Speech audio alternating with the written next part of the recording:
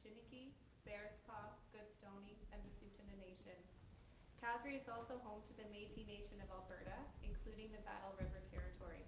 We recognize and thank all First Nations, Métis, and Inuit peoples who have lived on and cared for this land for generations. Thank you for joining us. Today we have an update on the Bearspaw South Feeder Main. We'll be hearing from Director of Climate and Environment, Nicole Newton, Deputy Director of Drinking Water, Ryan Kidd, and Mayor Jeremy Farkas. We will hear their remarks, and then there will be an opportunity to ask questions. We ask that you please keep your questions limited to one question and one follow-up, and also identify what outlet you are with. I will now turn the podium over to the Director of Climate and Environment, Nicole Newton.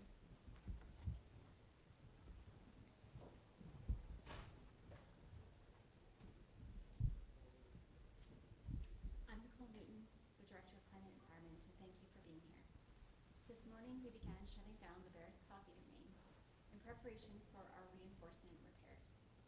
This shutdown allows reinforcement work to move forward, and it means that we will not be able to move as much water as we normally do through our treatment plants to your taps. As of this morning, Stage 4 water restrictions are now in place, and we are asking people to reduce indoor water use too. This applies to everyone in Calgary, Airdrie, Chestermere, Strathmore, and Tsuut'ina Nation. If you haven't already, now is the time to start saving water. For the next 4 weeks, we all need to pull together to keep our water use below 500 million litres a day. If we stay in the green zone below 500 million litres a day, our water system will be able to meet demand. If we get into the risky red zone above 500 million litres, we are seeing increased risk to our water supply. Keeping us in the green zone is within our reach, and with the help of everyday water heroes, by aiming to save 25 litres of water a day. We're asking residents to focus on simple, high-impact actions, including flushing toilets only when needed. Every flush skipped saves nearly 5 litres of water. Keep your showers to 3 minutes or less, as every minute less saves 7 litres of water. And running dishwashers and washing machines only with full loads. Dishwashers use about 28 litres a cycle, and front-load washing machines use about 62 litres, so only running full loads can go a long way. These small actions make you a water hero, and when everyone takes part, those efforts truly add up. We're also asking businesses and organizations across the city to do their part.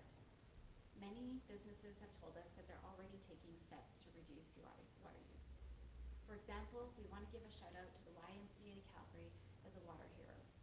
They're reducing water use across their facilities while continuing core programs and prioritizing health and safety.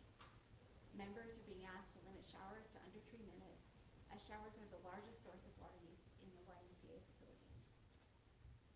Where safe, they're reducing ice flooding and limiting high water use amenities to peak hours only. Pools and hot tubs that are drained will not be refilled until the feeder main reinforcement work is complete. They've cut down towel laundry by 50% and adjusted cleaning schedules to further reduce their water use. We've heard that many organizations have reached out directly to their customers and clients to remind them of restrictions and share steps that they are taking to save water. We're encouraging all businesses to review their operations for unnecessary water use, fix leaks and adjust processes where possible, and share water-saving expectations with staff and customers. There are tips and tools available on our website to help businesses conserve without compromising safety or service. Please start saving water today, and be sure to talk to your family, friends, and coworkers to spread the word and talk about the steps that you are taking to save water. For the most up-to-date information, practical tips, and resources for residents, please visit calgary.ca/savewater. That's where we will continue to post updates throughout the shutdown. We know this is an adjustment, and we appreciate the efforts Calgarians have taken and shown during this time. By working together to keep conservation top of mind, we can stay within our limits and protect our water system while this work is underway. I'll now turn things over to Ryan Kidd, Deputy Director of Drinking Water in Water Services, for an update on construction and water operations.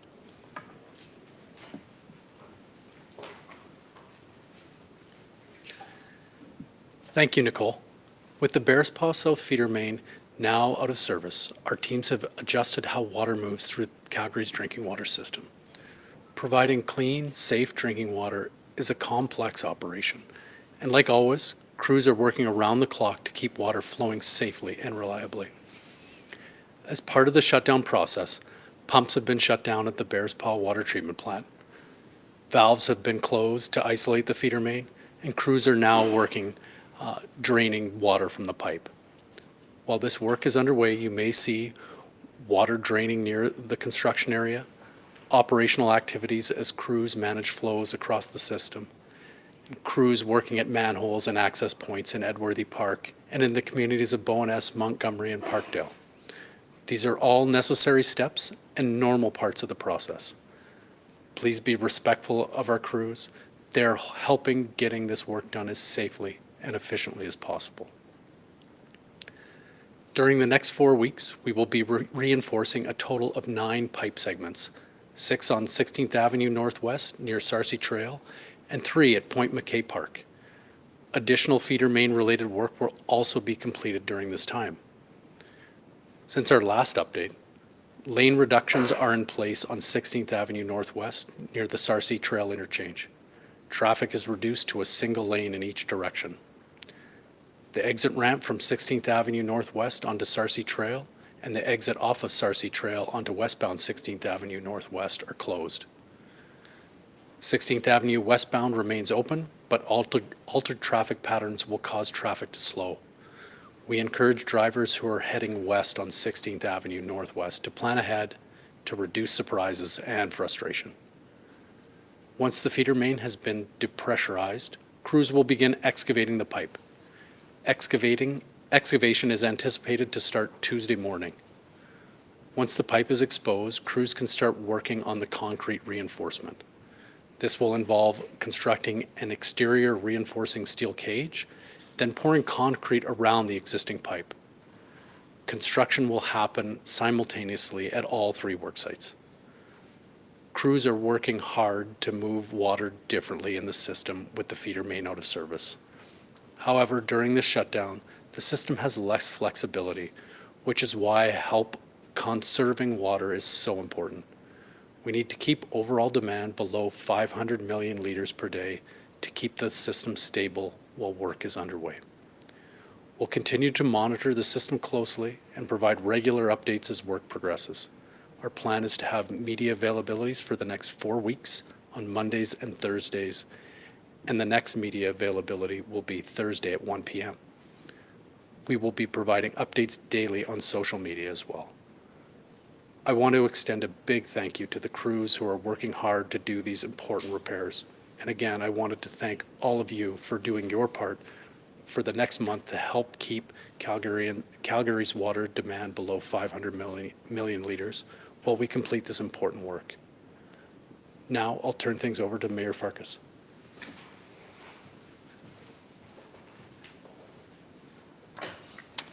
Thank you so much, Director Newton, and thank you, Deputy Director Kidd.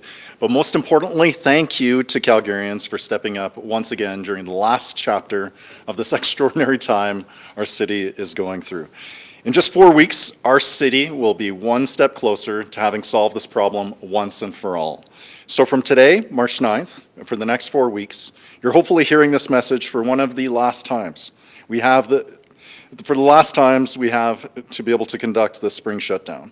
We've proactively turned off the South Bearspaw feeder main that carries 60% of our city's water so that we can reinforce critically weakened areas and try to make sure we can keep that pipe operational until we get the new pipe underground and online in December of this year. That means for these next 4 weeks, we'll all have to use a little bit less water. Again, that means trying to limit your showers to no more than 3 minutes, flushing only when necessary, and running your dishwasher or washing machine only when they're full. These steps, although they're small, do impact our lives, and it takes us thinking about making these changes to actually get them to happen. But when we think about them in the larger scheme, they're not huge changes. They're small changes that for 4 weeks, if we do them together, we can get through this. We can get to our planned shutdown in the fall, where we're going to be doing the very same thing, and then we're done. will be in December. We'll have a new pipe underground, ready to go, and we will never have to go through this again. So Calgary, remember, it is just one or two more times that we will have to go through this as a city before we solve this problem for good. Because of the brilliant workers who are showing up around the clock, we are able to get a project that would normally take 4 years done in less than 1. That is incredible.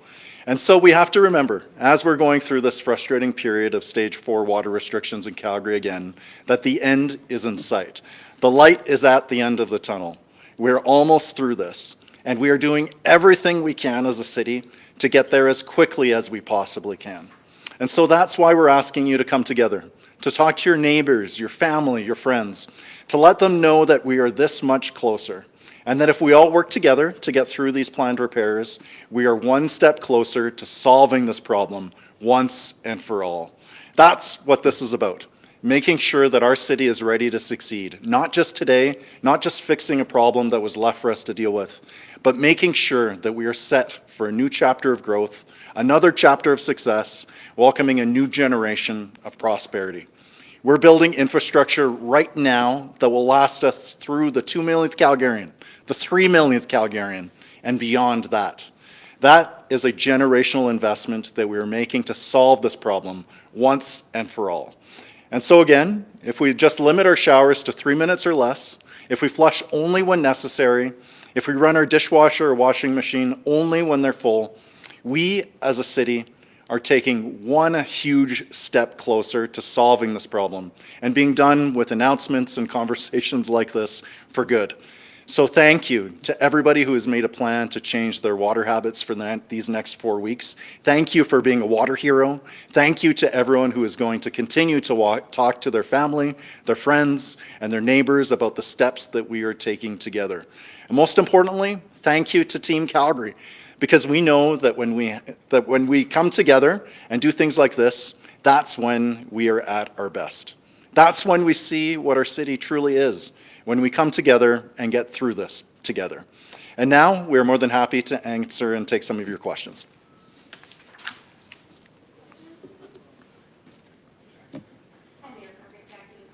Hey, Jackie, thank you for being here. Pardon? Thank you for being here.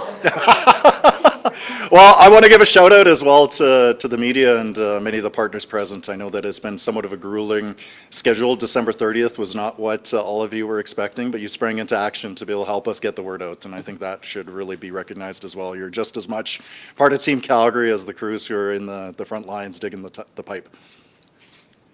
Right, well, with that, wondering if we can discuss, you said the fall, there's more restrictions coming. People might hear that and go, wait, what?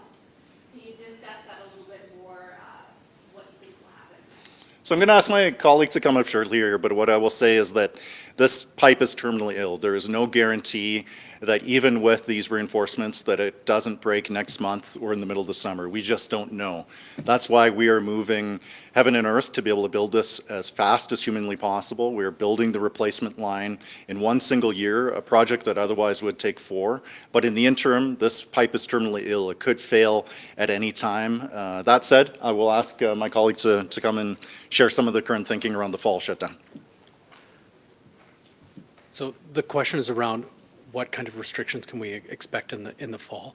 So what I can tell you is our team is working right now on what the tie-in for the parallel pipe looks like.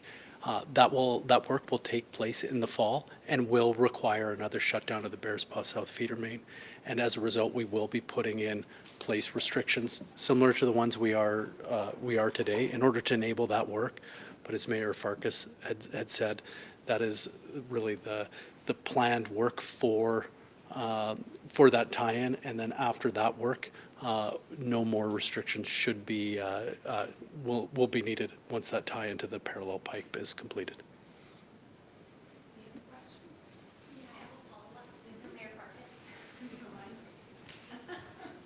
Sorry, I'm at that angle here. Oh, no worries. Yeah, please. This one's just for my colleagues, sorry, it is off topic, but they were wondering, Calgary Public Libraries has put a call out to local artists to create art using AI. So $8,000 in public funding will be provided to the winner in compensation, but local artists are mad about this and the use of taxpayer money to fund AI art. So is that a good use of taxpayer money in your opinion, and what is your message to the local arts? So the question is about the proposed AI artist in residency at the Calgary Public Library? Okay. Yeah, you don't need ChatGPT to tell you why that's a bad idea. I'm strongly in support of our local arts and culture scene, but it has to be Calgarians driving the bus, and I feel it robs local talent of the opportunity to be able to engage, to access contracts like these, to be able to bid. I'd like to see more of a focus on the organic arts and culture scene. There's incredible amount of talent here locally, including from our First Nations and Indigenous neighbors. It doesn't make a lot of sense to me why we would be going down that direction, and it was the first I learned of it this morning, but I think it's a terrible idea. It sets a bad precedent, and I'll be asking some questions of the Calgary Public Library and their board. Hello, Mike, CBC. There's a lot of people online talking about these restrictions and having concerns or airing concerns about AI data centers and what kind of role they may be playing in these restrictions. Can you kind of clarify, are AI data centers playing any sort of part here? Maybe I'll ask my colleague to jump in. Great, thanks for the question. So yeah, just wanting to know a little bit more about data centers. So data centers in Calgary serve a number of purposes in our modern economy. They provide digital services as well as services around securing storing and securing information. Our water bylaw currently does not permit once-through cooling. It really supports the recycling of water in these types of facilities for cooling purposes. I can assure you that data centers that are operating in Calgary are not among our top users, and that we continue to work with all businesses to ensuring that they're reviewing their operations to take the necessary steps to reduce water use. And just as a follow-up, the province, this is kind of looking ahead, but the province is looking to have more AI data centers. Calgary, we have our current water situation. Every summer we have other water situations in southern Alberta. It's a finite resource. How can we add more AI, I guess, to the Calgary area? Is it possible? So Calgary is a big city on two small rivers, and we do live in a region of limited water availability. However, we are a city that is open to many economic opportunities. I think the focus for this current time during water restrictions is really around all businesses and users being able to reduce their water use. Our water profile, over 60% of our water use is used by residential and multifamily customers, while the 30% is used by industrial and commercial customers. So we continue to work with all of those customers to reduce water use. And we're really focused on ensuring that we can get through this repair, but also very mindful of our role as a watershed steward going forward, and ensuring that we are supporting Calgarians and businesses to take the necessary steps to continue to use this resource wisely. Sarah Commerce, Library, Calgary, for either maybe you or Brian. With the recent change in weather and more snow coming this week, how's that going to impact construction efforts? So the question was around how is the weather and the expected snow expected to impact construction and our schedule. Really short answer is it's not expected to impact that schedule right now. Crews have been watching the weather and making plans to adjust that, and will continue to make progress and stay on track. CBC. My question is for Mayor Farkas. So the last time that we asked Calgarians to save water and to cut back, we saw pretty consistently we used more than that target. What is the city doing differently this time to make sure that that message hits home and Calgarians do cut back? Yeah, and the question is about some of the historical trends and how Calgarians have reduced water use. What we saw in even on December 30th, even in the middle of the holidays, was Calgarians did step up in a big way. They reduced their water usage between 1% and 3%. Of course, it was a challenging time to be able to get the word out during the holidays, especially as people were traveling back and weren't checking traditional media sources. So this time around, we're asking for a running start. We're encouraging Calgarians to take relatively small actions that step up, or rather that stack up in a huge way when you think about 500,000 households. But to be clear, Calgarians did step up. They did support Team Calgary. They supported our frontline crews to be able to get this done, not just through water conservation, but also by providing adequate access for the crews to be able to get in and out of those work sites, heating, transportation, detours, and so on. The challenge, though, that for this time around compared to 2024 when the pipe broke in the middle of the summer, the primary challenge is that our region serves about 200,000 more people today than it did 2 years ago. So the margin for error is that much less. But in our case, the silver lining is that we only need a 3% reduction overall. Relatively small actions can allow us to be able to stay in the sustainable zone. And look, I know that this is frustrating. I know that this is not where any of us will want to be, let alone myself as mayor, let alone the crews who are literally in the trenches digging up the pipe. But what I can tell you is that we are on track to fix this once and for all and for good. We're not going to pass the buck to the next city council, to our next generation. We're going to deal with this here and now, not just for tomorrow, not just for next week or next year. We're going to fix this for good. And for us to be able to buy the needed time, we all need to pull together to make relatively small adjustments to our daily routine that add up to massive impact. And that's what Calgary has always been about. Calgary has gone through harder things than this, and we've come out the other side stronger. And this is just one of the latest challenges that we have as a community that I know that we're going to overcome so that we can buy the needed time for our front line to build this replacement pipe by the end of the year.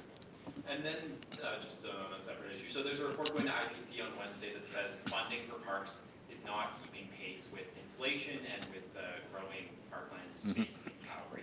Does funding for parks need to take a backseat, just given our infrastructure needs right now?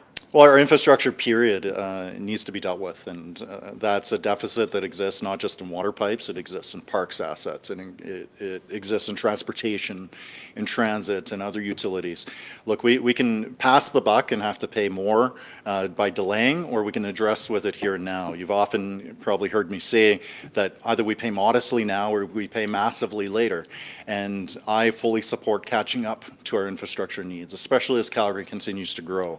We're in the cusp of being a city of 2 million people, and there's challenges around that, around services, around housing, around infrastructure. And we look at parks, for example, that is probably the best bang for your buck of any type of infrastructure investment period. So we're looking at other ways to be able to support parks so that they have multiple usages, so that they're closer to where people live, closer to transportation corridors. But to be crystal clear, I fully support redoubling and renewing our investment in city parks, especially given that the vast majority of the expenditures were done 30, 40 years ago. So a lot of these investments are coming due. We have a decision to make, and I've heard loud and clear from Calgarians in that they do not want parks to be largely developed or sold off. So we need to be good stewards of what we have, and that's what our council's committed to doing, is being the infrastructure council, dealing with this issue once and for all, rather than just passing it on to the next generation to deal with. Dave Patterson, the Canadian Press, another question for you, Mayor Farkas. I know you weren't the mayor in June 2024, but just looking at that break and this recent break in January or December, kind of leading into January, are there mistakes that happened then that you're looking at kind of changing water use now, or changing how the city's addressing this fix compared to those ones? Yeah, the question is about lessons learned from the previous break to this one and now. And look, I want to applaud Mayor Gondek's leadership. We've been able to execute a lot more tightly on the communications, being proactive, and even just the work that we're doing now, 9 simultaneous sites compared to the sudden crisis that was discovered in 2024. Unfortunately, we've gotten good at doing the repairs, but it's been an iterative process, learning from those setbacks, and it's to the credit of the team.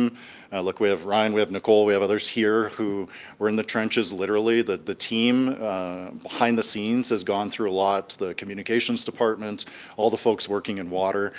This is about how do we learn from what happened in the past so that we can do better going forward. And look, if people are looking for accountability or somebody to blame, you can blame me. I am ultimately responsible. I am the mayor of Calgary. Public safety is my responsibility. I'm accountable to get this fixed, but the way that we're fixing is by supporting our people. It's not throwing anyone under the bus. us. It's understanding that we've been dealt a bad hand. Nobody could have expected that 2024 break. That said, we are implementing the needed reforms from the independent panel report. We've learned through an iterative process. We still have a lot to learn too in terms of how we can best reach out to Calgarians and engage them as Team Calgary, as water heroes to get this done. We haven't been perfect, but we're going to fix this once and for all so the Calgarians never have to worry about this again. Just as a follow-up, in the December break, you had mentioned, I think it was a week or two ago, that there wasn't info getting to people as far as, they come back from vacation, they're on the fifth, and you mentioned kind of briefly here. Are you concerned with getting information to people now about the restrictions, and if not, why?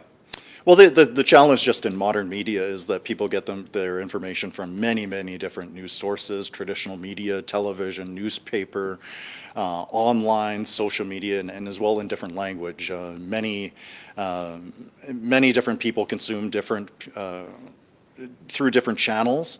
But for us, we're trying to try novel concepts. We're out there on Reddit constantly. Just this morning, we opened up a new community resource office in Bowness. We're going knocking door to door. We're providing translations in different languages. But ultimately, I know that Calgarians have stepped up in the past. They stepped up on December 30th. They stepped up in 2024. We can do this. We can get through this by taking relatively small changes in our daily routines that add up massively when you think of nearly 2 million people in the region, not just here in Calgary, but also in Strathmore, in Satina, in Chestermere, in Airdrie. We have gone in through harder things than this, which is why I know that we'll push through. And we are using that time well. We are using that needed time that's being bought to build the ultimate replacement so that we're never ultimately going to be in this situation again. And I know that it's frustrating. I know that it's embarrassing. I'm a Calgarian too. I feel this, but ultimately I'm so grateful for Calgarians. I'm grateful for the front line, the crews that are working under extreme pressure and in incredibly stressful environments to be able to get this done. It's not easy, but Calgarians don't shy away from a challenge. So I know that this is going to be the relatively last chapter in a very challenging story, but if we can get this done here now, we're going to be able to solve it once and for all. Scott Strasser from Calgary Herald. Kind of a technical question, but I was wondering if someone could specify. That's technical questions, definitely that guy. The 9 sections that have been showing signs of decay or deterioration, what exactly does that mean? Is it the concrete mortar or is it the internal reinforcement wire? Like, why are these 9 sections? Why do they need to be repaired? So after the last break in December 2025, we did some additional inspections, updated our modeling, and basically those the wire breaks internally to the wire wraps around the concrete pipe have experienced some more deterioration. So these are the segments that have the most deterioration that we're trying to reinforce so that they can last until the parallel pipe is in place. And could that be caused by chlorides? As the previous report said, there's many different factors that went into why those wire breaks might be, and chlorides were one of them. Embrittlement was another one, as well as the micro cracking to allow that penetration into the wire breaks. We've often heard that these repairs, there's no guarantee that they won't break again, even after these reinforcements are complete. So why do you why not just roll the dice? Why do these repairs? Sure. So the question, why did the repairs? Why not just let it, like you said, roll the dice and see what happens? We went over a number of different options, repairing more spots, repairing less. Landed on this one. We do believe that this is the best approach, trying to get the most repairs in the shortest amount of time that really get us to the December timeframe where the parallel pipe will be in place, and we can take this pipe out of service and rely on a new one. In terms of compliance, I don't know if you could answer the question or if Nicole could. I know indoor it's voluntary that everyone's going to conserve water, but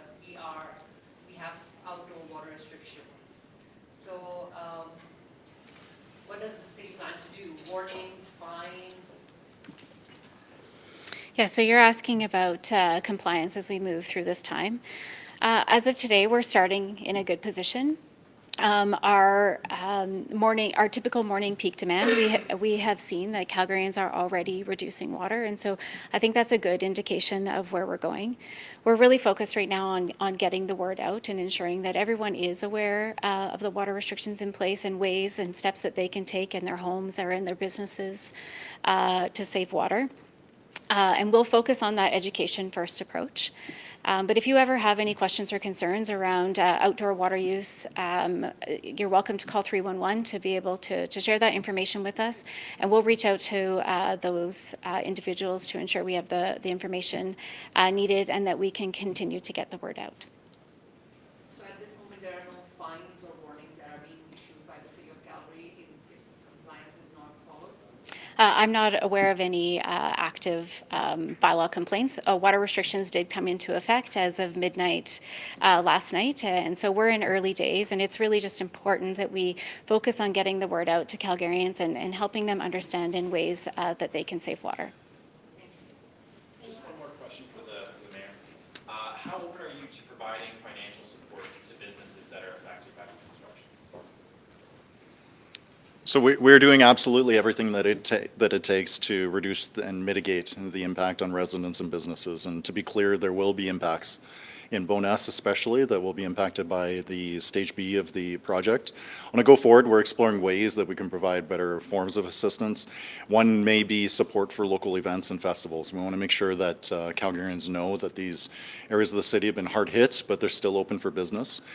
Certainly as part of my campaign for mayor, I ran on exploring ways that, say, mitigation measures could be added to future capital budgets. For example, if the city wasn't able to adhere to specific timelines, other ways to, say, promote those areas of the city. So it's an open question in terms of how this upcoming city council budget deliberations will go. I certainly would like to see the city continue to step up to engage local businesses and community leaders in terms of how we can better help. But one of the best ways right now is for Calgarians to reduce their water usage so that we can buy the needed time and make sure that those measures are done as quickly as possible, as well as to come on down to Bowness and Montgomery. And if I can make a plug, just recently took my mayor's office staff out to Abby's Creations in Montgomery. There's a lot of great local businesses that I'm encouraging Calgarians to come down and support. Hey, Mayor Carson. We see that you interact with Calgarians on social media through your own accounts to communicate for the water restrictions and everything. What other ways is the city getting success to communicate with Calgarians to spread the word and make them, aware and take notice of these restrictions? So I'm going to answer briefly, and then I'll ask my colleague to jump in to wrap us up. We have to meet Calgarians where they're at, and I've really been impressed by the city's approach. I was recently at 2 open house meetings in Bowness and Montgomery over the recent days, over the weekend and evenings after work.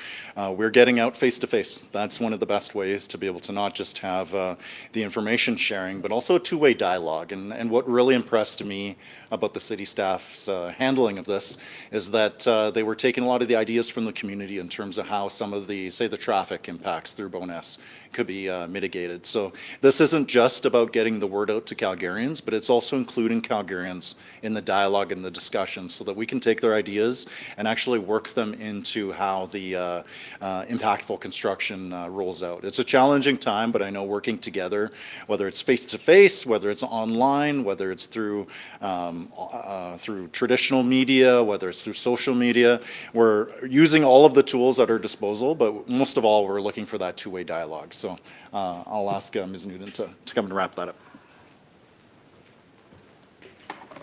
Thanks. Yeah, so just to share about some of the other ways in which we're getting information out to Calgarians, we do have an active campaign, and so you'll hear ads on radio and social media, as well as you'll see a number of road signs out at various entry points to the community. Our buses will now have digital signage that has a Save Water message to continue to remind Calgarians.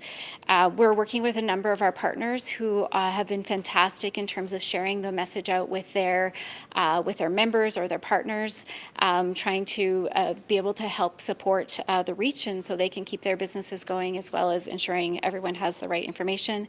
And as well as this morning, some of you who have perhaps subscribed to the Waste and Recycling app would have also received an alert around saving water and water restrictions. So we're trying to innovate and use a number of tools available. But as the mayor said, reaching people is challenging in these times when people consume information in many different ways. So we're continuing to try new steps, but really focused on that community interaction and the more you can share what you're doing with your friends and neighbors. And having my team out there with some of the boots on the ground, we're looking to hearing from Calgarians. And if you have ideas on things that we might be able to try, we're willing to take those into consideration and continue to spread the word.